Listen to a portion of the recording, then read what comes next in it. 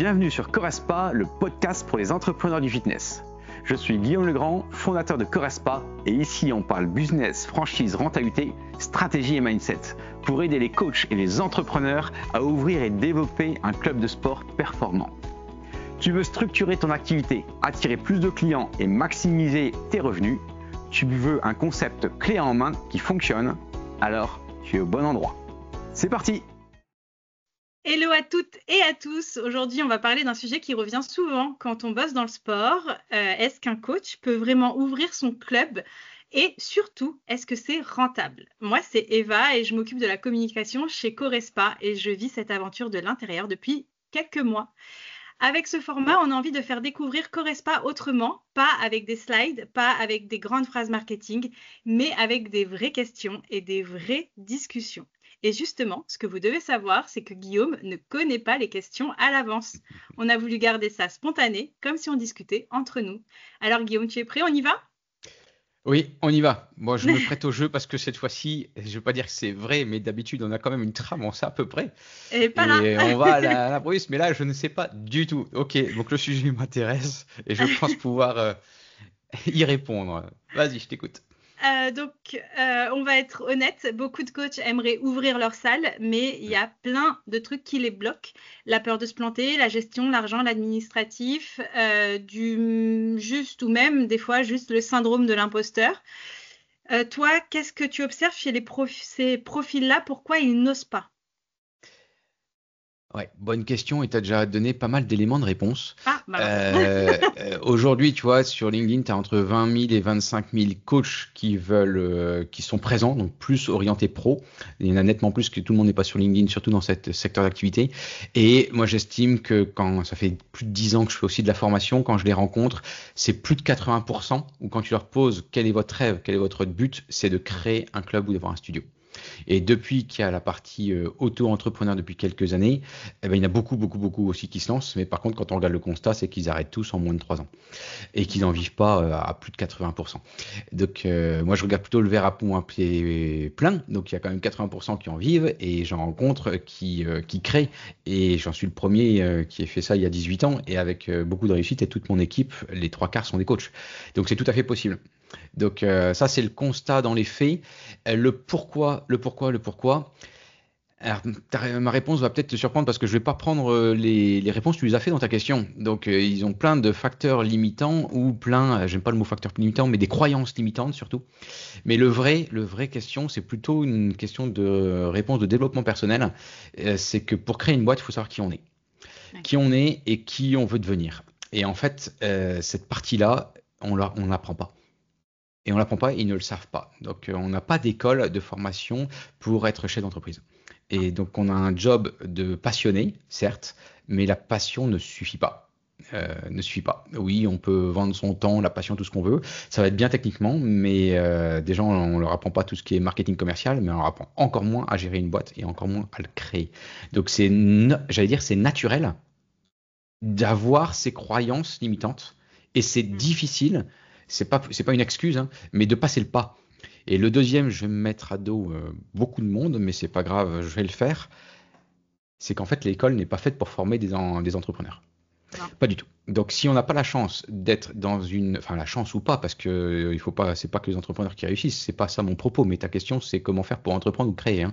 Donc, aujourd'hui, pour entreprendre, si on n'est pas dans une famille d'entrepreneurs, on n'a pas vécu ce que c'est, ou des proches qui ont ce type de vie. Quand je dis type de vie, c'est très large. Hein. C'est pas que la notion du risque. Hein. C'est vraiment un entrepreneur, c'est quelqu'un qui a une idée, qui va trouver des solutions pour retirer le caillou dans la chaussure d'une personne. C'est aussi simple que ça. Et un entrepreneur, la vie d'une entreprise, c'est très simple, c'est de régler des problèmes.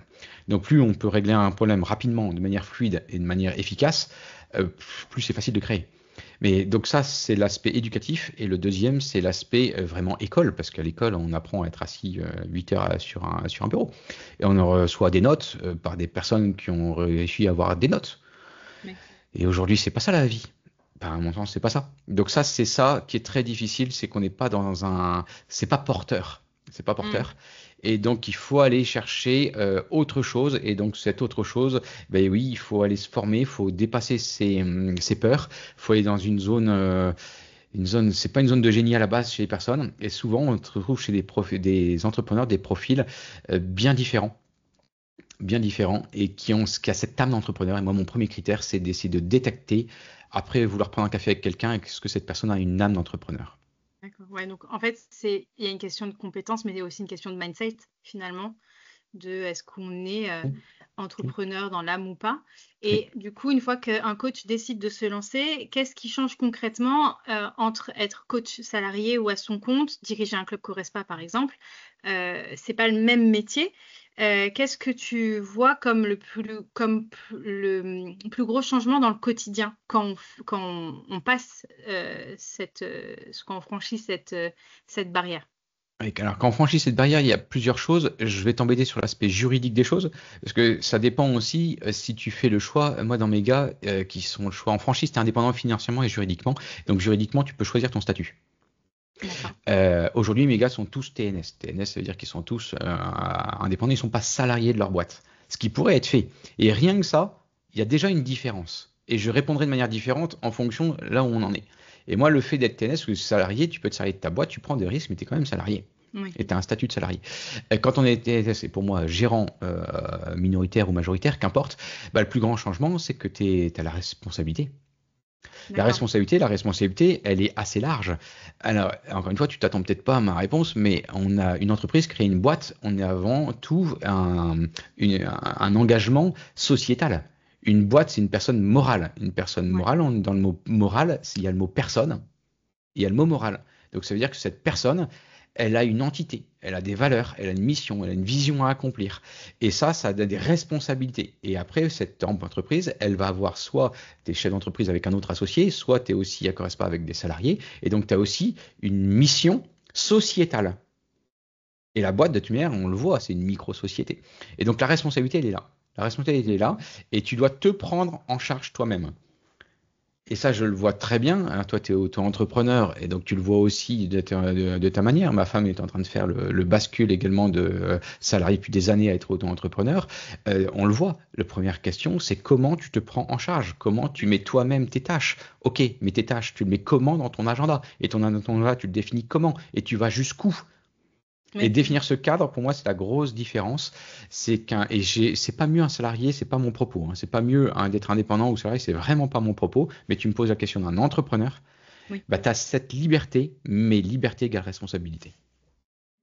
Donc la grosse Oui. différence, elle est là. Donc peut-être que tu voulais que je réponde compétences, mais j'ai répondu encore une fois mindset et état d'esprit, parce que pour moi, c'est ça qui fait la différence. De toute façon, moi, je l'ai constaté il y a dans mon domaine et pour en parler avec plusieurs entrepreneurs, il y a ce moment, on comprend qu'on devient entrepreneur quand on se considère plus comme salarié. Et c'est là où à partir du moment où le switch il se fait, on devient entrepreneur et on fait travailler et on a la responsabilité de notre boîte et comme tu dis, on est une personne morale, quoi. Oui. Et du coup, ma prochaine question, là, je vais un peu plus parler de Corespa, parce que se lancer tout seul, ça peut faire peur, c'est chaud, mais quand tu as un cadre, un modèle, un plan d'action, c'est plus vraiment la même histoire. Ça peut être même rassurant. Qu'est-ce que toi, tu mets en place concrètement, qu'est-ce que Corespa met en place concrètement pour accompagner un coach qui veut ouvrir son club? Alors, je vais séparer la réponse en deux temps. Le premier temps, c'est ce que j'appelle toute la partie candidat, c'est-à-dire que c'est toute la partie on se rencontre d'une manière ou d'une autre, Facebook, LinkedIn, un salon, des relations perso, qu'importe, et jusqu'à l'ouverture. Et après, c'est tous nos engagements qu'on donne une fois que c'est ouvert et après. Souvent, je sais que ça peut faire peur pour certaines personnes, tout ce qui est avant, mais bizarrement, c'est facile. Ce qui est important, c'est ce qui est après. Mais il faut avoir des bases solides et des fondamentaux hyper solides pour le faire. Donc tout ce qui est avant, donc on se rend compte autant de fois qu'on veut, etc. Mais la première chose, c'est bien comprendre le concept et le connaître le modèle économique. Donc en fait, le premier aide, et c'est ce que les personnes viennent chercher dans une franchise, c'est l'importance d'avoir un modèle économique et un concept.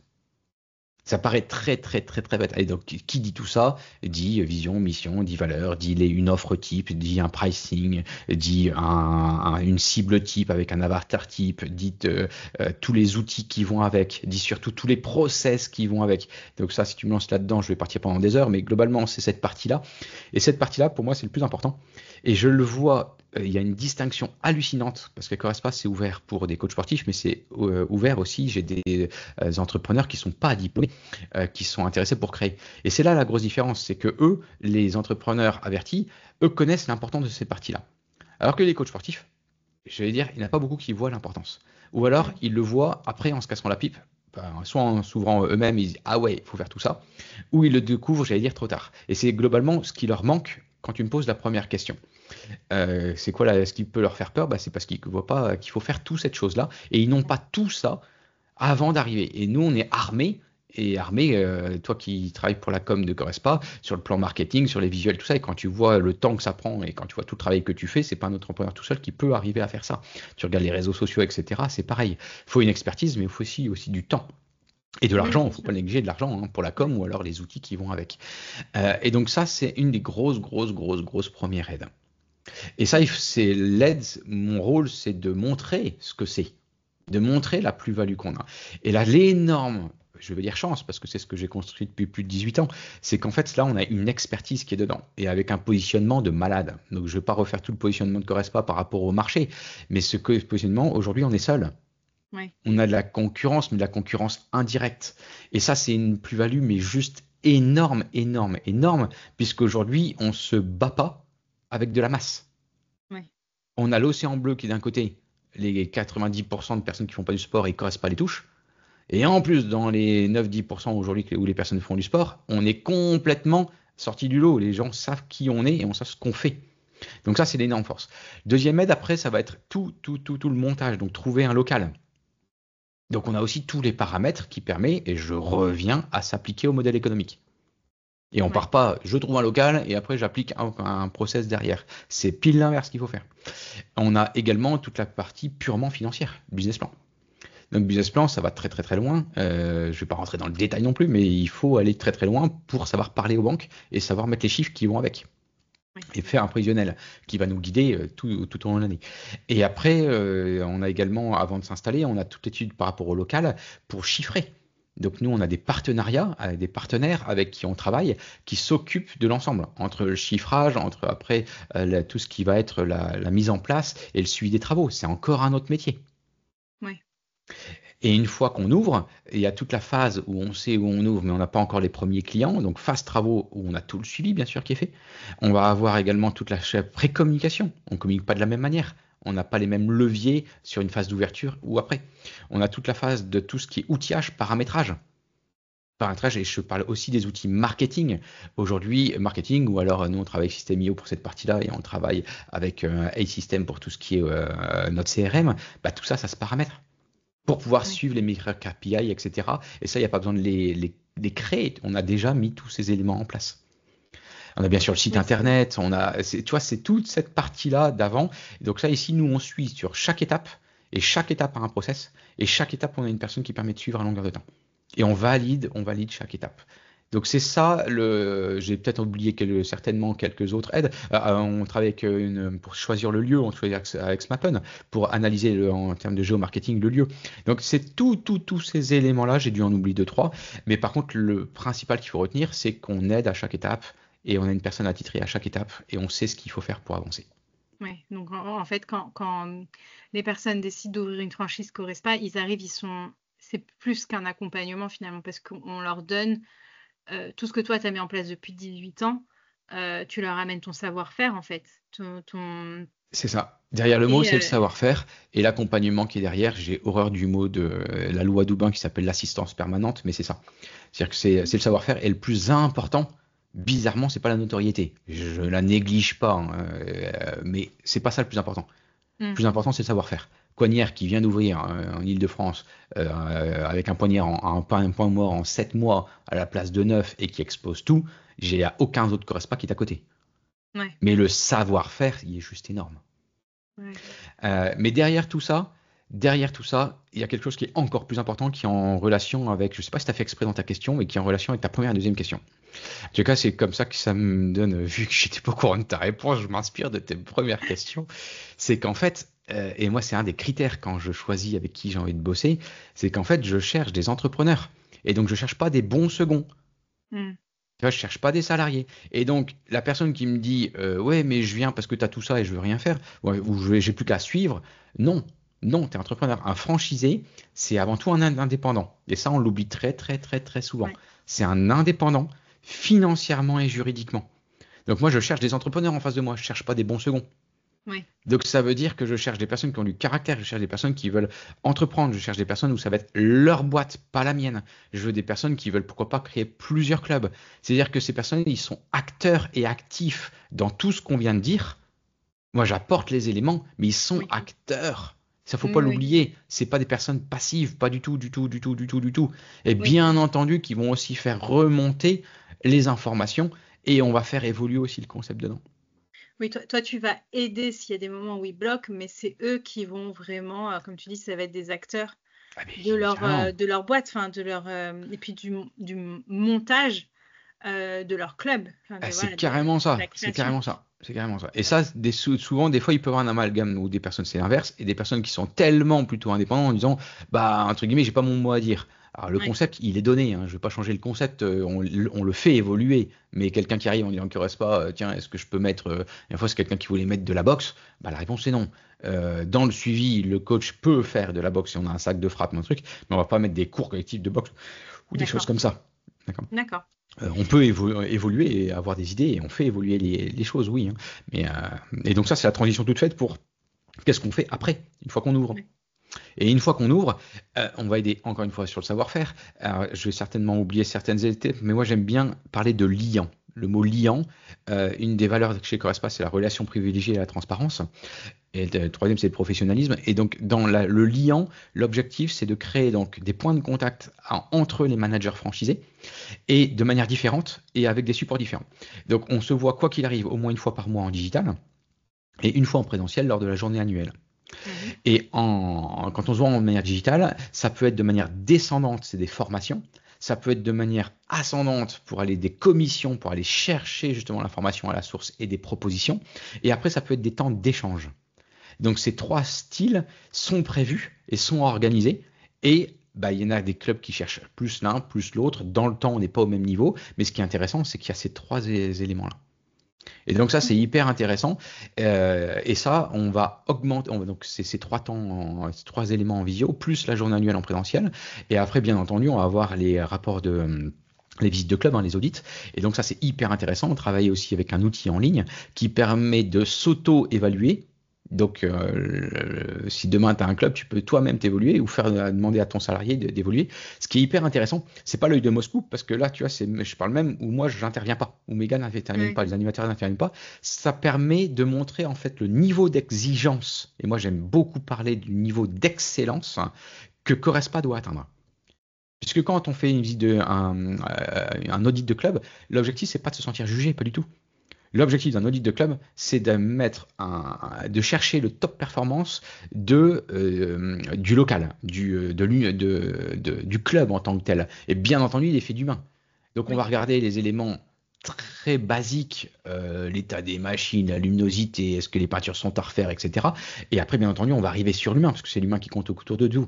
Donc on va analyser l'ensemble des KPI et voir, on peut pas être au top tout le temps. Donc on va voir où est-ce qu'on est au top, on va encore plus le développer. Et moi, je vais comprendre encore plus comment on fait pour le passer au reste de l'équipe.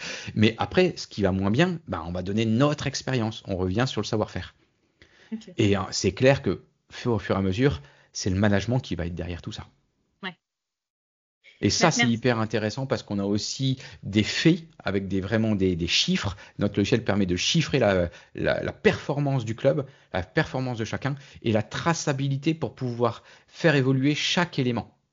Oui. Et ça, c'est hyper, hyper intéressant. Comme ça, on a vraiment des plans d'action mis en place, très concrètes par rapport au club qu'on visite. Et ça, c'est les animateurs réseau qui s'en chargent. Ok. Écoute, bah, merci pour tes réponses. C'était très instructif et du coup, si tu es ou vous êtes coach et que vous vous êtes reconnu dans tout ce qu'on vient de dire, vous savez que c'est possible à condition d'être bien entouré et bien structuré et que chez Corespa, on n'attend pas que tout soit parfait pour se lancer. On est là pour construire ensemble. Tous les liens seront en description et si vous avez aimé cet épisode, partagez-le à un coach qui rêve d'ouvrir son club mais n'ose pas encore. On se retrouve très bientôt. Merci Eva, bye bye. Merci à toi Guillaume.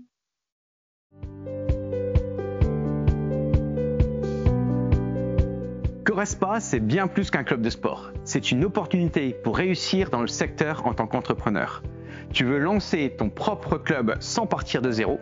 Tu veux un modèle éprouvé et un accompagnement pour réussir? Alors réserve un rendez-vous en visio sur mon agenda en ligne et parlons de ton projet. À très vite pour un nouvel épisode et d'ici là, passe à l'action!